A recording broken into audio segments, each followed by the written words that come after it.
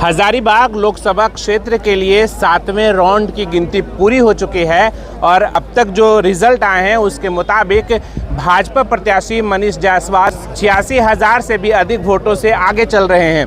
ऐसे में जो इनके समर्थक हैं, कार्यकर्ता हैं और जो नेता हैं वो उनमें खुशी की लहर है और इस वक्त मैं मौजूद हूँ। इसी आप देख सकते हैं तस्वीरों में एक पंडाल लगाया गया है जहाँ पर बीजेपी के समर्थक और कार्यकर्ता यहाँ पर आकर बैठे थे और लगातार अपडेट ले रहे हैं और इन्हीं अपडेटों के साथ खुशियाँ भी मना रहे हैं। तो हमारे साथ कुछ लोग हैं, आइए इनसे। तो आपने आवाज़ भी सुना होगा, अब जो है वो पटाखे भी छूटने शुरू हो गए हैं। सबसे पहले एक बड़ी जो है मार्जिन की ओर आप लोग बढ़ रहे हैं, क्या कहेंगे?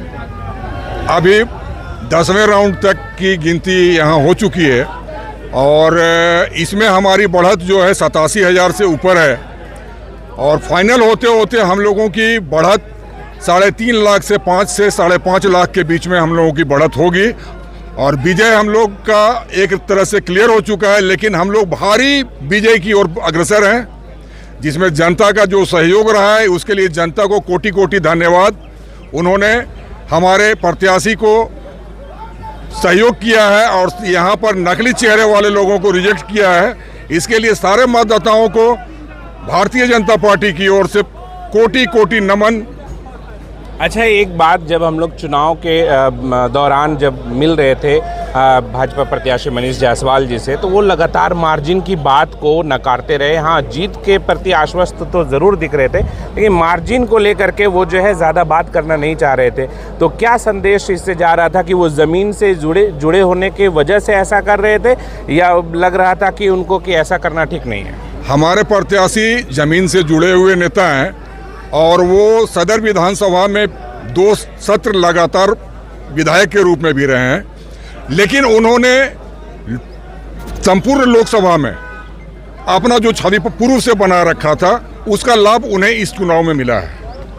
तो 2 बार के विधायक और अब सांसद बनने जा रहे हैं, आप लोग बहुत करीब रहे हैं और काफ़ी मेहनत भी किए हैं, अब कैसा लग रहा है? बहुत अच्छा लग रहा है, बहुत खुशी है हम लोग सबको कि बहुत मार्जिन से हम लोग जीतने वाले ये सीट।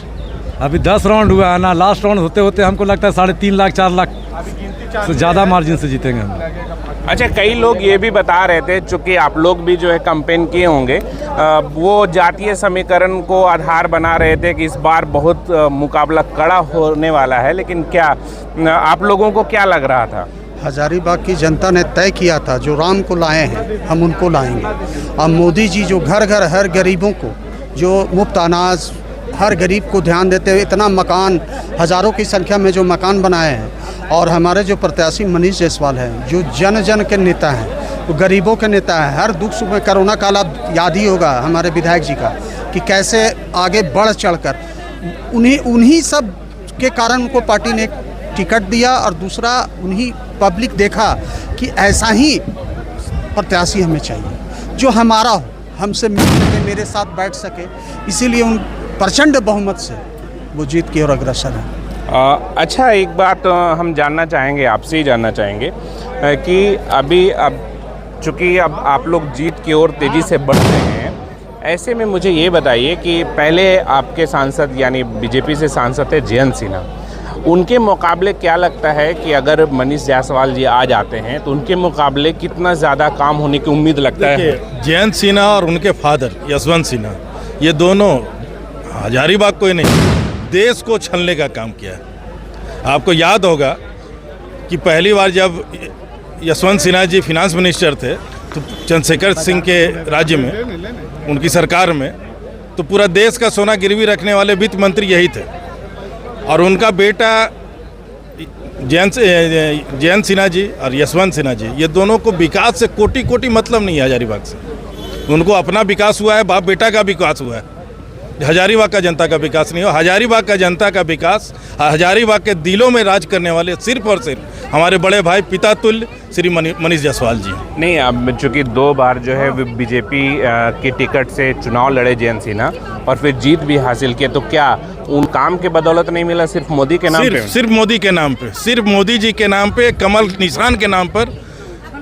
और जो प्रत्याशी भी उन लोग जो छल करके दिया गया, हमारे विधायक हैं जेपी भाई पटेल, उनको छल करके कांग्रेस से लड़ाने का काम भी बाप बेटा ही नहीं किया और उनको भी राजनीतिक पतन की ओर बढ़ा दिए ये।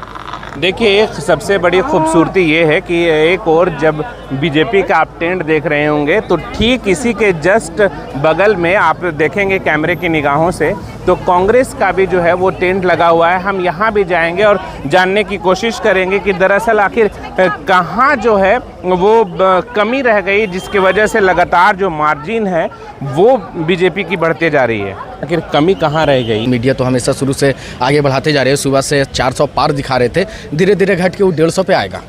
वो भी दिखाइए कि आप लोग अभी 7वां राउंड कर दिए जबकि 5 ही राउंड अभी तक हुआ भैया। उसका भी आप लोग मीडिया कर्मी इसका भी खबर रखिए। 5 राउंड का ही रिजल्ट आया। हम तीसरे राउंड में बहुत पीछे थे, चौथा राउंड में कुछ कम हुआ, 5वां राउंड में भी कम हुआ है।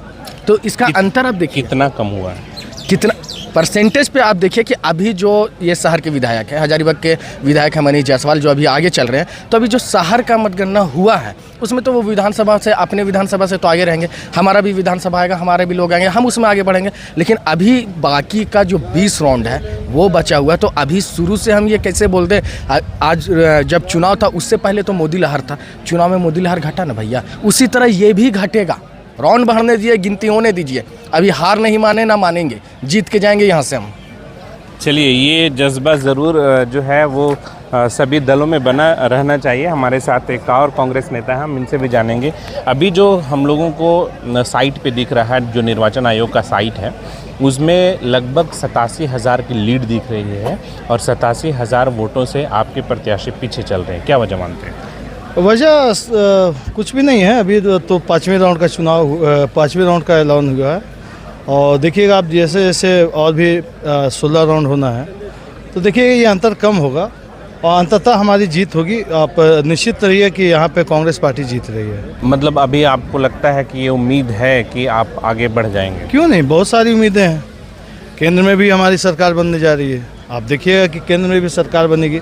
चूँकि यहाँ की जनता चुनाव लड़ी थी, यहाँ पे जिस तरह से नेताओं को यूपी में आपको पता होगा कि आज के डेट में लोगों को नज़रबंद कर दिया गया है।